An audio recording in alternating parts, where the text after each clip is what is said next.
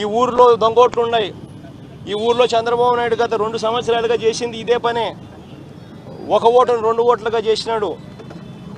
మా వాళ్ళ ఓట్లను తొలగించేసి ఈ ఎంక్వైరీ చేయండి, వెరిఫై చేయండి.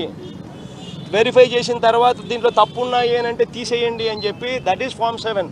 ఫామ్ 7 అంటే మనం ఫైల్ చేసిన వెంటనే వాళ్ళు తీసేస్తారు కాదు, ఎవడు తీసేయడు అట్లా. ఫామ్ 7 ఫైల్ చేస్తే దాని అర్థం ఏంటంటే రిక్వెస్ట్ ఫర్ ఎంక్వైరీ అని.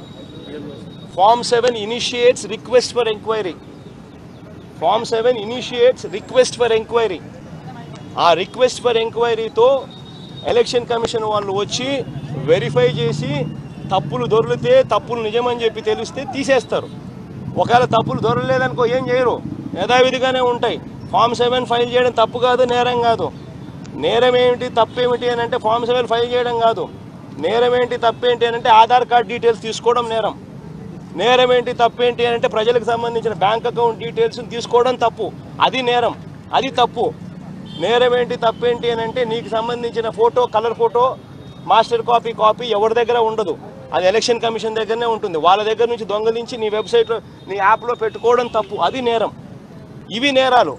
మీరు నిజంగా సిన్సియారిటీ ఉంటే క్వశ్చన్ చేయాల్సినట్టు ఇవి క్వశ్చన్ చేయండి. ఒక ముఖ్యమంత్రి నిజంగా ఈ మాదిరిగా చేయగలిగితే రేపొద్దున ఎవరికి భద్రత ఉండదు. రేపొద్దున మీకు సంబంధించిన బ్యాంక్ అకౌంట్ డీటెయిల్స్ ముఖ్యమంత్రి ప్రైవేట్ కంపెనీలో దొరుకుతూ ఉంటే రేపొద్దున ఆ బ్యాంక్ అకౌంట్ దాన్ని ఏం చేస్తే మీరు ఏం చేయగలుగుతారు?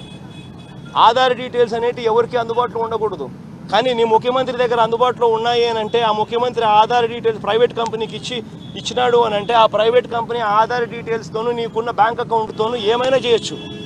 రేపొద్దున నీకు జీతం పడింది, నీ జీతం నీ దగ్గర నుంచి, నీ బ్యాంక్ అకౌంట్లో నుంచి చంద్రబాబు నాయుడు అకౌంట్లో లేకపోయినా ఎవడు దాని గురించి ఏం మాట్లాడలేని పరిస్థితి.